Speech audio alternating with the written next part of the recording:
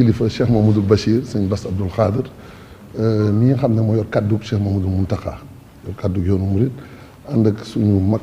magum taalibe di suñu kilifa it sëñ Mbàkke yu fay mi fi nekkal sëriñ bi ci Dakar Cheikh Mamadou Mountakha moo joxoon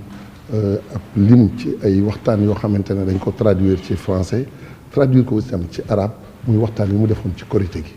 muy waxtaan boo xam ne dafa dëppook actualité ndax daf ñoo delloo si waat ci li nga xam ne mooy njàngalem Serigne Touba ndax ñun ginnaaw dañoo wax ne dañoo topp ci ginnaaw Serigne Touba foog ñu xam nan la ñu toppee ci moom Serigne Touba bu ñu topp ci moom dañuy xam ne ñaari tur rek la nangu woon mu doon aw turam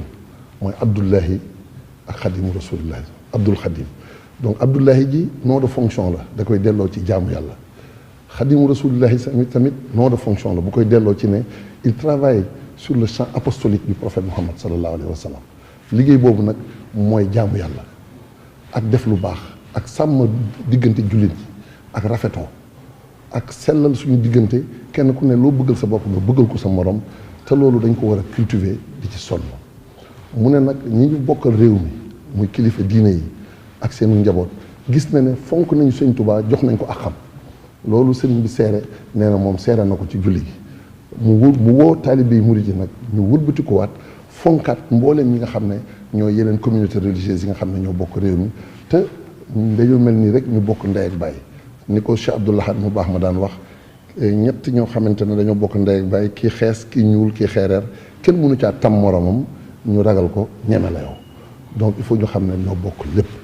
loolu la sëriñ bi woote daal di wax ne itam nag dëgg la xam nañ ne tàllal nañ ñu loxo waaye nee na bu ñu tàllalee loxo it ñun ñaari loxo lañ leen di tàllal loolu nag ñun taalibe dañ ko war a jëfe gi dañ ko war a dox loolu tax kon ki jiite réew mi am na ci wàll moo tax sëriñ bi indil ko waxtaan wi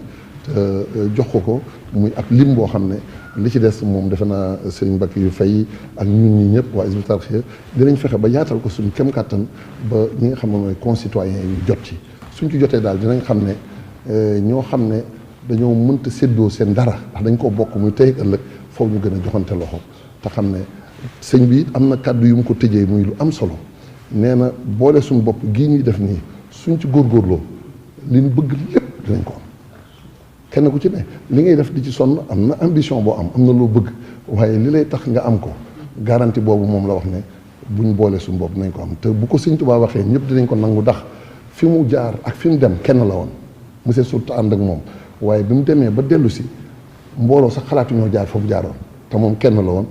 kon bu nee nag bu ngeen defee lii di ngeen am jàmm ji ngeen di wut kon nañu rafet jot